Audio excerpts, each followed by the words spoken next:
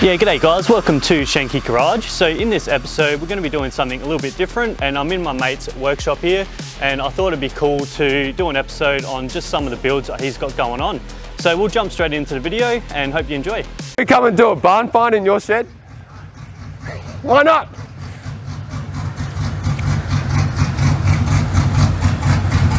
Do a burnout at number 13.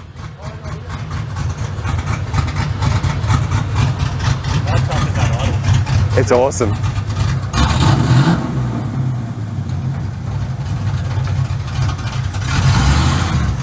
So that's his shop truck.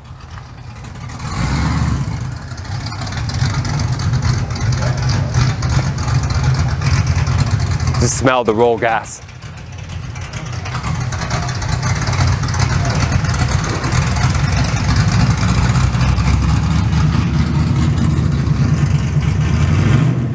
Okay, so the first build we have here is a BA Falcon. So this is my mate Tom from Raptorworks. So yeah, Tom, do you want to talk us through this build?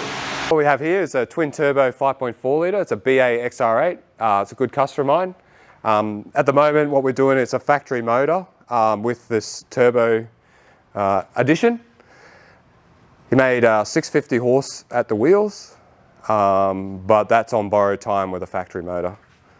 So at the moment, it's in here to get, it was running the factory PCM, which had been retuned using PCM tech, but he couldn't get that to be quite right because he does have some aftermarket camshafts and also this different throttle body with the front entry. So it's in here to get the Heltec Elite treatment,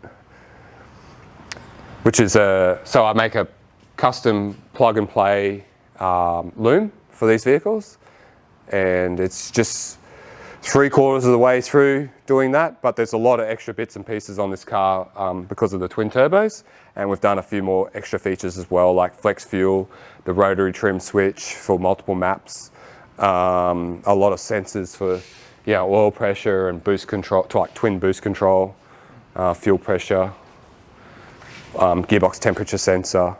And what's the end goal for this car? Like, how many horses is the end goal? The end goal, what he would like, is around the 1200 horse at the flywheel, which he does daily drive the car, so that's why he's gone for the rotary trim switch, so we can adjust the car's output based on some pre-settings that we might have set up at the tuner. But the 1000 horsepower at the wheels is sort of where he'd like to go. These I can't remember the type of frame turbo those are. They are Garrett's, but they're 900 horsepower turbo each with the big ProGate Turbo Smart products. It's all very, very tight in there, but everything's crammed in. So. Yeah, it's very tight, but it's really, really nicely made. It uses all V-bands and it can be pulled apart quite quickly, but it is tight. And heat's a killer. Which is actually why this loom has this huge cable on it. It's because we're going to mount it inside away from the heat of the engine bay. Yeah, so to fit the turbos in on one of these, we have to move the fuse box into the rear of the car, which is a massive job because there's a lot of cabling that runs from inside the car to the fuse box. So normally that box there, the black box just here, that would be up on the driver's side just behind the light and the factory battery location. So this one here is a personal car. It's a Ford GT40 replica race car. So those that don't know, the GT40 was a 1963, I think, Le Mans. Actually, that might be wrong. But anyway, somebody can tell me. Based on a Le Mans car from the 60s. This particular car is a replica kit car. It's made by a company called Absolute Pace on the Gold Coast. And essentially it comes as a giant box of parts and you do the assembly yourself. This one's had quite a number of modifications from their standard sort of kit because I'm running a Shelby GT500 motor, which is similar to the Australian 5.4, but it's got a much better flowing head. It's actually the same head that's used on the Ford GT supercar from the 2005 to 2007. Yeah, so that's a really nice head. So this particular motor here, it's all forged internals, so forged rods, forged pistons, forged crankshaft, copper jet crankshaft. It's made around the 700 to 800 horsepower when it was in another vehicle of mine. But going to swap out to a bigger supercharger, going to run the Kenny Bell 3.6 litre with the liquid cooling. That's why this is clearance here to fit the higher supercharger in. And then this is coupled using this aluminium billet plate, which I had Melwood gearboxes. They made that for me. They're good guys there out at Toowoomba. And then this is a Graziano Italian gearbox. It was out of a 2010 Audi, the 5 litre, the 5.2 litre. Sorry, the V10 5.2 litre. It's a 6-speed transaxle, full manual box, and it's a good complement to this engine. So moving around, we've got full pushrod style suspension, billet uprights, billet AA arms, and nice big Brembos. I think they're a 350mm disc if I remember correctly. Full, like I said before, full aluminium tub with beautiful TIG welding, roll bar, that's like mandatory. And then moving in here, we've got what's a pretty tight little cockpit on these cars. I do just fit, I'm 6'4", I'm a pretty big guy. Yeah, so you can see the really nice work that they do in there, and still a fair bit of work to go on inside, obviously, but it's one of those, what do you call, long-term projects that I do in between customer work and other cars. So yeah. 6-pot Brembos, 350mm discs, and again, yeah, billet AA arm suspension with the push rod rockers. Yeah, we'll lift the top, sorry.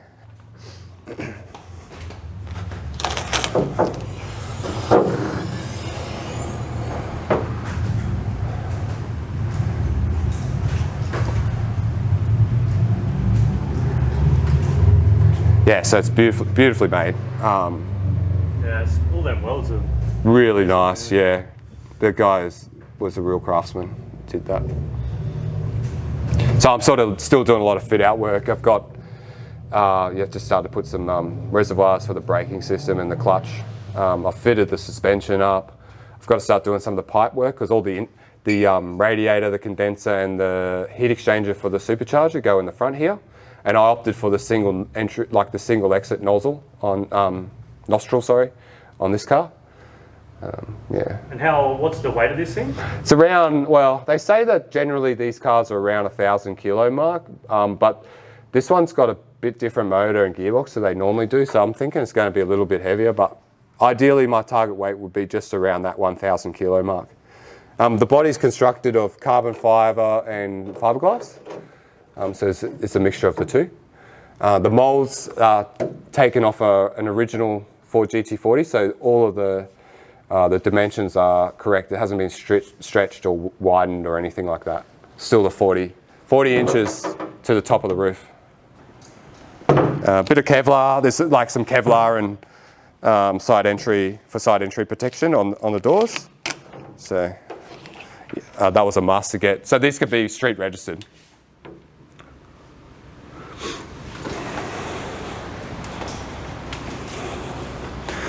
Yeah, really looking forward to the day that I can sit in this thing and drive it down the street. Should be an absolute weapon, eh? Yeah, it should be fun. It would be ridiculous. Powder weight will be pretty out there, yeah. Oh, I should say in terms of ECU for the running, I'm going to use the Nexus Heltec ECU, which is a built-in power distribution module. So that means I can delete a lot of the relays and stuff like that and just use the solid state relays that they have. That make it really neat. And easier for customizing it to fit this vehicle. So what we've got here is a BF, just a regular taxi Falcon. And what I'm actually doing with this car is building like a time attack car, but also for R&D for the shop. So I can proof of concept for some of the things that I do here. One of them namely is like I put the FG front suspension into these B series cars, and that really reduces your unsprung mass on these vehicles and gives you much better ride quality. It's using a lot of factory components to try and keep that originality with the vehicle. So we're going to go to a full built Barra. That could have been dangerous. Hoping around the 1,000 horsepower mark, which is not really that great for these engines now. Like this guy's pushing probably 2,000 plus horsepower, but I'd want to use it for track, so I want a bit more reliability. It's going to run the Haltech ECU, probably going to go to 2500T, which has the torque management function in it. Yeah, we just want to really test that out in some of those track applications. Be all stripped out. It's all stripped out interior. Trying to get it down as light as I can. It'll only have a couple of bucket seats in it, and yeah, very sparse interior. Gearbox, I'll keep you posted. Something special, real special. Only one probably in the world. So what we got here is a 1963 Ford F700 truck, mounted to a 2008 Sterling tipper. It's a 20-ton truck. What I'm building here is a ramp truck to carry some of my vehicles around. It's got a Cat C9 480 horsepower diesel motor up front. And yeah, the original cab, but getting the modern truck suspension and bottom end and gearbox and stuff like that, but that old school cool look with the cab. Yeah, so the type of truck will be is a ramp truck. So it's just a bit of a storage. It's a bit of a mess at the moment, but it's just being used as storage. But essentially, yeah, it'll have a ramp down here. Sorry, a tray down here with a banana bed back, so that I can just drive straight on with some of my cars. And it is actually a dual axle HR truck, but the rear wheels are off at the moment just because I'm doing some work on the rear axle. Always wanted a truck, and now I got one. So you're just going to sing up here? This thing up here is something I started building when I was in university. So I'm actually an aeronautical engineer. It was a 4-door Pulsar. It's now been converted into a 2-door. It's a full tubular frame. The idea was I used to do hill climbing in this car because I had like a CA18 motor, which was turbo, and it was all drive, and I kept breaking gearboxes, and I was so fed up with that. So I ended up going, all right, let's buy the Bullet, let's put a decent gearbox in it, and I just went crazy. Basically, there's not much of the original car left anymore. It's an RB30 bottom end with a 26 head. Like I said, the full tubular frame. It's got the all-wheel drive drivetrain out of the GTR, the 32 series, R32. Yeah, still work in progress, as you can see. It's well on the very most rear back burner now, with all the other projects going on. But it's something that I really want to hook into again when I've got a bit of free time. So what we got here is another vehicle that I'm working on. It's a Series 1 BA XR8 Ute. And I've had this car for a very long time, and I'll probably never part with it. But what I've done is I've done the full FG conversion front end with the nice big 6-pot brakes, 4-pot rears as well. It's got a blow-in Miami, so it's got the FG GTP supercharged 5-litre in it. This one is running a Haltech 2500. And again, like this is what I like to do, retro mod, so try and get that really original factory feel and look, but with some more modern appeal from a later generation power plant or suspension or something like that. Essentially, it's pretty much like a stock looking Ute, apart from what's under the hood. The old family wagon, running a bit rich.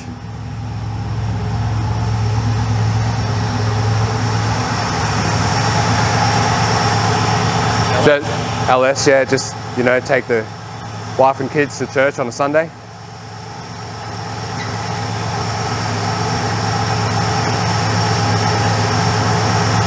Dare say it makes a bit more horsepower than the, what would have been it? 308. Or 4.2, so 253. Yeah, 253.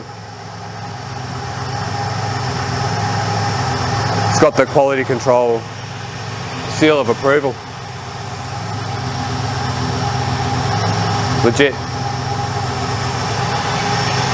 What sort of power is this one running? there is a dyno sheet, but I don't know where it is. I think it's 650. Yeah.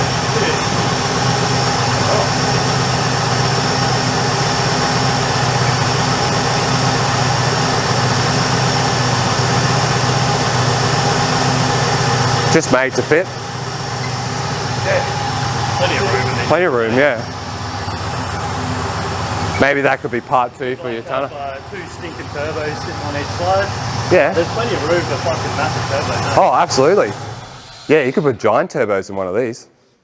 And you would just not suspect it, hey, in a wagon. Well, not even with these wheels on it. Nah. Like you wouldn't even suspect that with the LS conversion. Yeah, she's a full sleeper. Full sleeper. Sleeper level 10.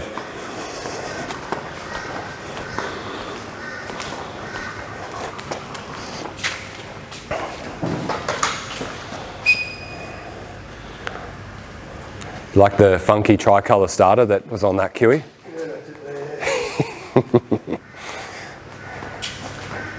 Yeah. What do we have here? So what we got here is HQ Monaro 2-door that belongs to a friend of mine, and unfortunately he just bought the car and it got damaged during shipping, so he's tearing it down to get it repaired, but he's also going to repaint the car at the same time and give it a really nice clean up, because the car was fully restored at some stage, but it's sort of deteriorated a little bit. And this guy's a real purist, like collector, so he loves these cars. She's straight. It's a beautiful, beautiful car.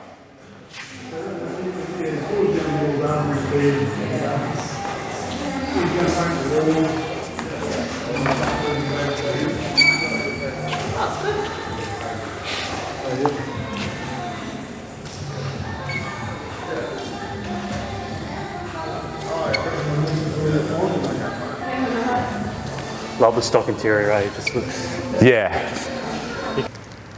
So you've got the lifting plate we can bolt onto here, right? Yeah. Yeah, and then we'll just use my forklift and just use the jib and just lift it straight up like that. And then you guys just walk it and just take it straight out. And are you going to put it on a pallet or something, or? I'm going to put it on a pallet for now, but I will pull it apart. I'll get the tappet covers repolished. Yeah. This manifold should be probably polished as well, with it being an Elbrock. Oh yeah. Get that polished and paint the engine the correct colour. Yeah. Drop that back in it. Mm-hmm. And then, yeah. Okay, so I hope you enjoyed that video. So if you are interested in any of these builds, then leave a comment in the comment section and I'll do regular updates on some of the builds. I'll also leave a link to Tom's Facebook page for Raptorworks. So if you are interested in some of the stuff that he does, then check out his Facebook page. Also hit that like and subscribe button below. And if you do like this type of thing, I know it's a little bit different to the 1 tonner build, but if you do like it, then also let me know in the comments and maybe I'll start doing a few more episodes with some builds like this. We'll see you next time on Shenke Garage. Cheers.